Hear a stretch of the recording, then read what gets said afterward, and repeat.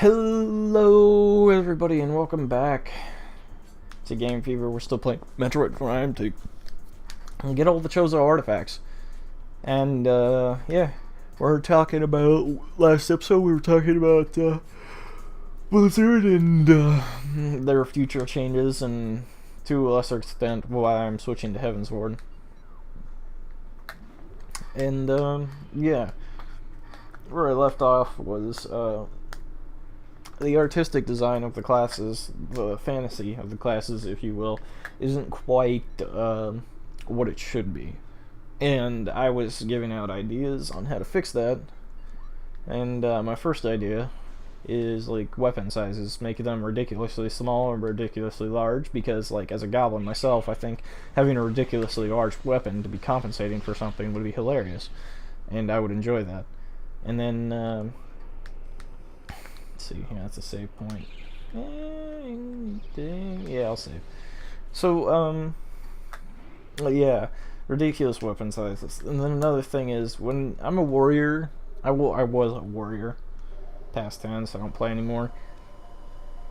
I felt like my hits weren't, like, I feel like I was hitting a marshmallow. Like, there was no effect for them. I was just swinging my sword. Like, when I'm a warrior, I want to be able to smash things with my fist. I want to feel the earth shattering beneath my ground, and the fantasy of my class has not been portrayed in the least. And I get that there are limitations, like even in the games, like, well, you're not a god. Like, well, I understand that. But, like, I'm not a superhero either. Like, they've totally demeaned the value of a hero in this game.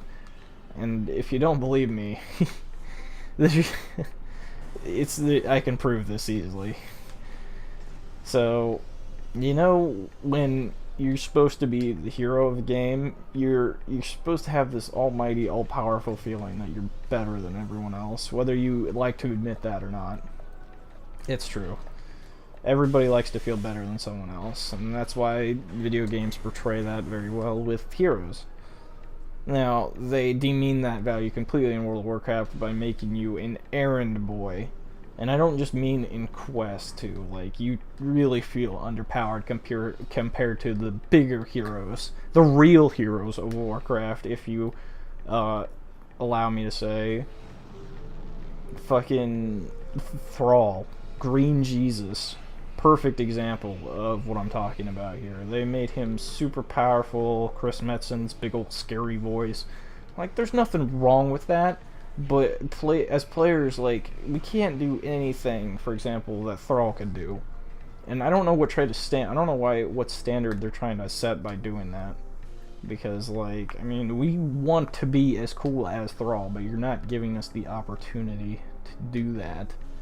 Which is really depressing, because that's what most players want to do. They want to be as cool as Thrall, but, like, no, do we get a lightning tornado move? Can we bash shit in with a hammer? No, we can't. We can't even get close to that. And shamans have a lot of problems as it is that I don't even want to get into, but, like, it's just a perfect example. And then another way you could make character animations more interesting, or the fantasy of the classes, is spell animations. Oh, good grief. Spell animations are so dull. Especially, again, with shamans. This is really easy to do. Like, I mean, they have the power of the elements. Oh my god. You could do so much with that. For example, I came up with an animation for Earthquake myself. And I feel like they should change the name Earthquake to Quake, because this move would make a lot more sense if they could do that.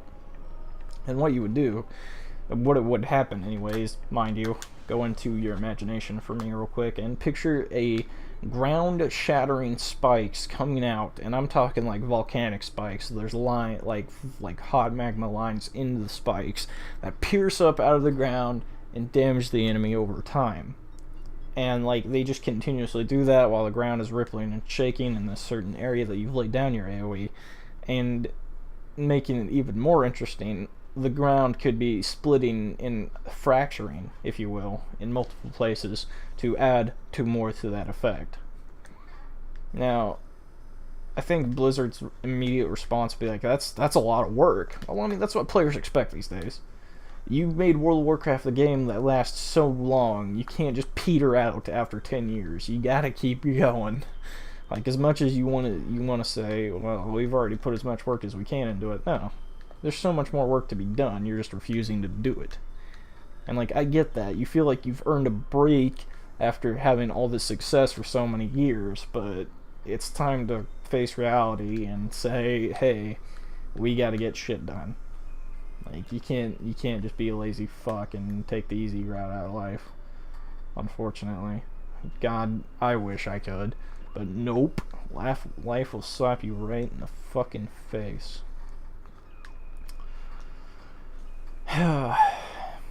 Anyway, that's another way to add to the class fantasy, is spell animations. And yeah, one of the major things that really grinded my gears was the fact that they were telling people, like, yeah, it's fucking demonology's turn to be fucking bad now. Like, that's not right. All classes should do equal damage, just even out the numbers. What really ticks me off, and this is not even just in WoW, this is in pretty much all games, is DPS meters. People worry so much about their damage, and I mean, they kind of have a right to. But, like, alright, so you can't enjoy the game if you're focused on the numbers. Like, I'm sorry, but that's the truth. You just can't. You can try to, but I promise you it's not going to end well. Because if you're only focused on the numbers, you're not experiencing the game. So, my solution to that would be make classes do even damage throughout, give them a different way to play so they're not boring, and voila, you have a solution. It's just that simple. I mean, you're not overworking anything, you're just making damage equal. I don't know why one class has to be better than another. And you might say, well, for PvP reasons, and be like, that's fine. Just introduce a new system for PvP that doesn't take the same, like, okay, Final Fantasy did this kind of good, but Final Fantasy also, PvP is really bad, from what I've heard.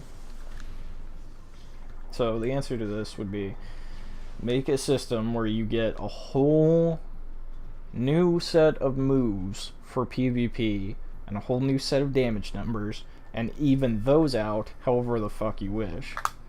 And then for PvE, it would be something completely different, because PvE and PvP, like most people know, are completely different. So you can't have the same damage numbers and expect them to translate over very well. So just having two different sets of numbers for this just makes things a lot easier. It's a lot more work, but again, like I said, if Blizzard would just put some time and effort into their game that they made, it would work. It would definitely work. Oh, we're getting some new scan data.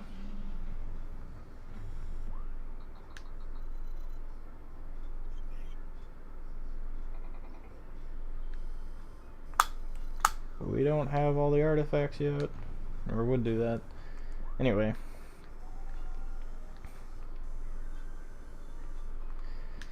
Yep. That would solve the problem. At least I think it would, anyway. And then, what really turned me off from playing was, other than what we just talked about, I feel like the lack of classes in the game is a real turn-off. I feel like at this point in World of Warcraft's life, they should have added a whole bunch more classes, and the whole reason, and the only reason they don't, is because of PvP purposes and balancing. And that, to me, is ridiculous and stupid, because if we implement my last idea to just give two sets of numbers to everything, so it'll even out, it would fix the problem. Because you'd have one set for PvE and another set for PvP, and you wouldn't even have to change any of the moves around. You could just change the numbers, like, does so much damage in PvE and does so much damage in PvP. Just that simple. It's a whole big wheel of life that Blizzard has yet to understand. And